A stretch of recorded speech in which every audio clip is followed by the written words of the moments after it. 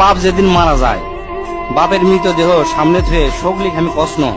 আমার বাপ যার কাছ থেকে টাকা ধার লিছে বা যাই যাই টাকা পায়, শোকলি আমার কাছে জানাবেন, আমি শোকলি ঋণ শোধ করে দেবো।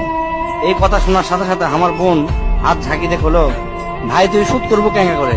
তুই তো আজ 5 বছর ধরে চাকরি নাই, বেকার থাকে, এতগুলো টাকা তুই কেঙ্গা করে শোধ করবো? গুণক আমি আস্তে আস্তে অভয় দিয়ে কোনো চিন্তা করিস না বোন, বাপের সব ঋণ আমি শোধ করে দেবো, 1 টাকাও ব্যাংকে থমো না।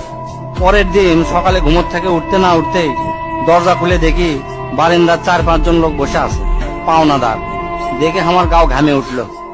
ওকে কি কমো, আমার মুখের ভাষা আসলো না। রাতটা ঠিক মতো পার হবার দেয়নি, আসে হাজির। সামনে যাতে একদম খাড়া হলো, খাড়া হয়ে আমাকে করছে, আমি অমুক ব্যাংকত থেকে আসছি, আপনার বাপ তার বেটা বেটির নামে 20 লাখ টাকা ব্যাংকত থুয়ে গেছে, তাড়াতাড়ি ব্যাংকত আসেন। বাদ বাকি 4-5 জন যারা আছে তারা শোকলি করছে আমাকে সমিতিতে আপনার বাপ 20 টাকা করে জমা করেছিল, আরেকজন করছে 50 টাকা করে জমা করেছিল, আরেকজন করছে 100 টাকা করে জমা করেছিল। এল্লা টাকা নেওয়ার জন্য আমাকে সমিতি অফিসে আসেন। পরে সব হিসাব করে দেখি বাপ আমাকে জন্য প্রায় 37 লাখ টাকা জমি খেয়ে গেছে।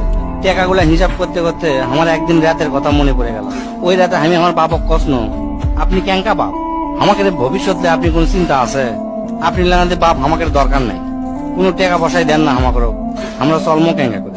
বাপ তখন মুস্কি হাসে কষলো, আমি আমার সাধ্য মতোই চেষ্টা করেছি, সময় হলে সব বুঝবার পারবো।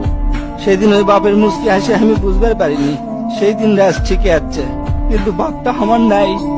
মাঝে মাঝে রাতের বেলা আকাশের দিকে তাকে কই, বাবা আজ পর্যন্ত তোমাকে বুঝতে পারলাম না, তোমার উপর খালি রাগই করে গেছি, কিন্তু তোমাকে জোরে ধরে কোনোদিন আই লাভ ইউ করতে পারলাম না।